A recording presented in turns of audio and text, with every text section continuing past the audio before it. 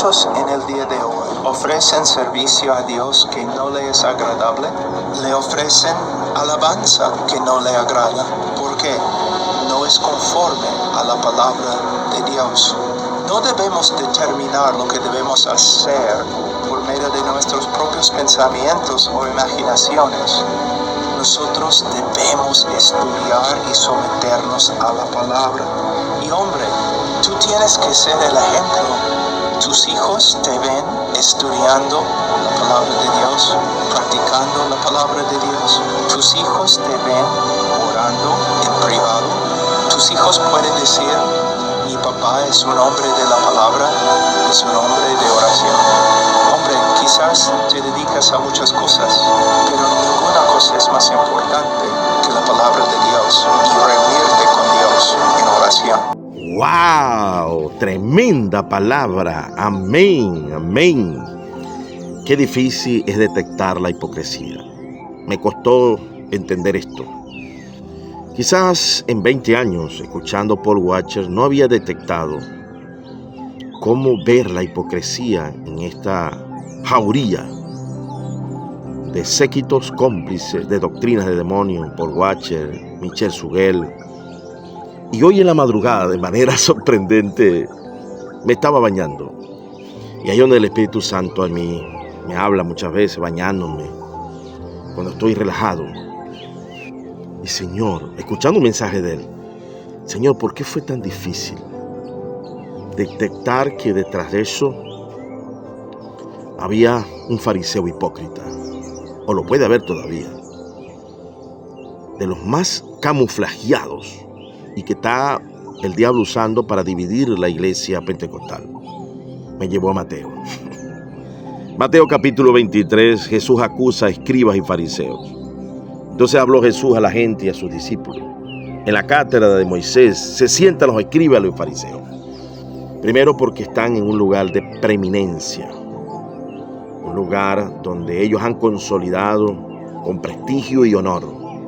La cátedra de Moisés, eso era lo más alto que había. Ellos hablan de ser reformados y no lo son neorreformados. Ellos hablan de ser calvinistas, no lo son, porque Calvino, en ese aspecto, Calvino, la doctrina de Calvino, según Vite, es la que hoy es el Tulit, es algo anglosajón, no es propio de Calvino, quizás con algunas inferencias allí. Y la doctrina de Calvino salió de Agustín Hipona, y Agustín Hipona fue pentecostal. Fue pentecostal en el aspecto de creer en el mover sobrenatural del Espíritu Santo.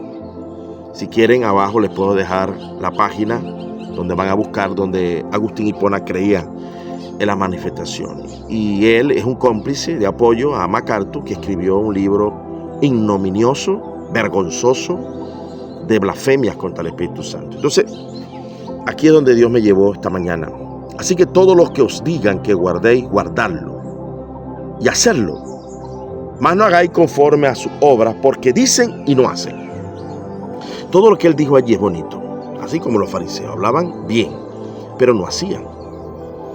Por ejemplo, acá la palabra de Dios, la acusación que Dios hace a los fariseos y escribas, habla de algunos ejes fundamentales que hay que cubrir y que Él no cubre. Hay de vosotros, escribas y fariseos hipócritas, porque diezmáis, ¿verdad?, la mente y el eneldo y el comino, y dejáis pasar por alto lo más importante, la justicia, la misericordia y la fe. Este señor es apóstata de la justicia, porque él debe de refutar a MacArthur, a Miguel Núñez, de enseñar eutanasia, salvo siempre salvo.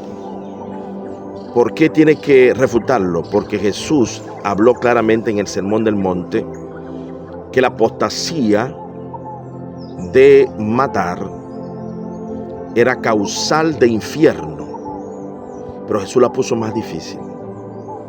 Cualquiera que se enoje contra su hermano. Entonces, si ya dijo no matarás, está homologando el no matarás del Antiguo Testamento, pero está poniendo que la ira y el enojo hacia un hermano y hacia ti para destruir el cuerpo es apostasía del Sermón del Monte.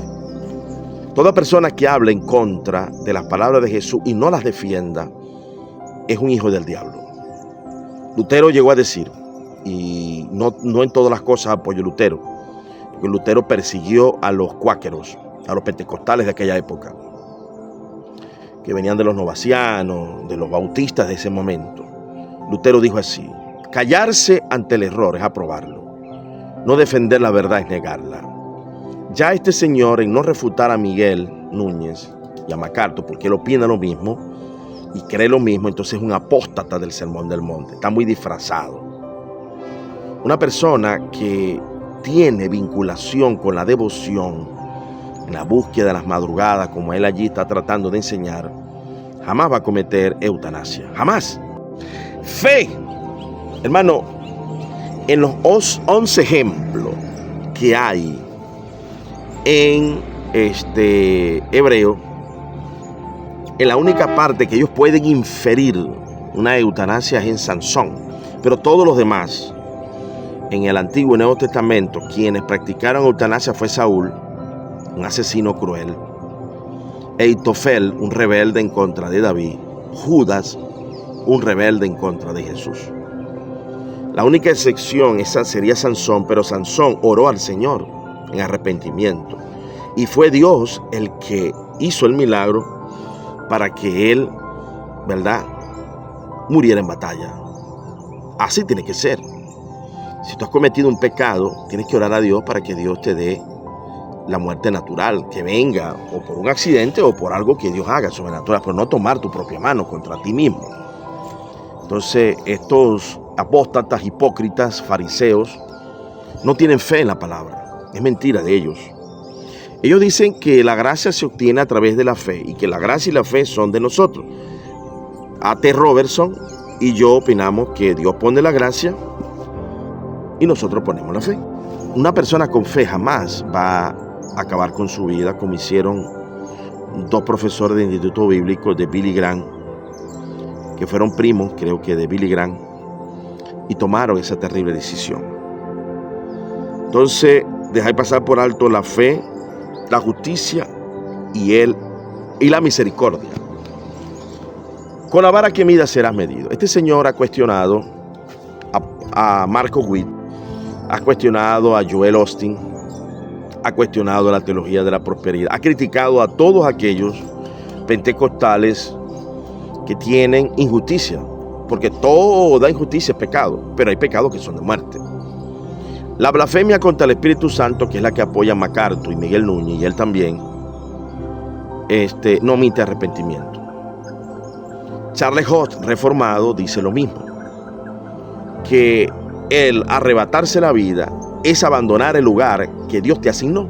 Por consiguiente, es un pecado que no admite arrepentimiento, la pérdida del alma. Lo dice Charles Hodge, profesor de la Universidad de Princeton, en la enciclopedia de Editorial Clio, una de las enciclopedias bautistas independientes, pero sus pioneros, Samuel Vila, Francisco La Cueva, Swain, que son grandes doctos eruditos, nos dejan ese referente de esta importante enseñanza. Entonces, hoy en la mañana me desperté con esta reflexión y pido perdón por no haber detectado esta maldad tan grande. El Señor me ha dicho, no los había detectado porque estaba muy entretenido en el afán de la vida, ¿no? Era profesor, todavía sigo siendo profesor, pero me estoy jubilando. Y como ya no estoy trabajando por una condición en mi columna de enfermedad, estoy en reposo. Entonces me estoy levantando a las 4, a las 3 de la mañana. Dios me levanta, más que me levanto, Dios me levanta. Hay que meterse con Dios, porque lo dice Jeremías, se lo voy a leer. Los profetas pentecostales que siguen a este falso maestro, les digo esto. 23:22 de Jeremías. Pero si ellos hubiesen estado en mi secreto, habrían hecho oír mis palabras a mi pueblo y lo habían hecho volver de su mal camino y de la maldad de sus obras. A los profetas y pastores apóstatas parecidos a Sodoma y a Gomorra hay una sola forma de regenerar el cerebro. Hay que meterse con Dios en oración, lectura, hacer lo que Él dice que hay que hacer por guache, pero no hacer como Él hace, porque Él dice y no hace. Es un fariseo, escriba, hipócrita, y los hipócritas no heredan el reino de los cielos. Dios te bendiga y te guarde.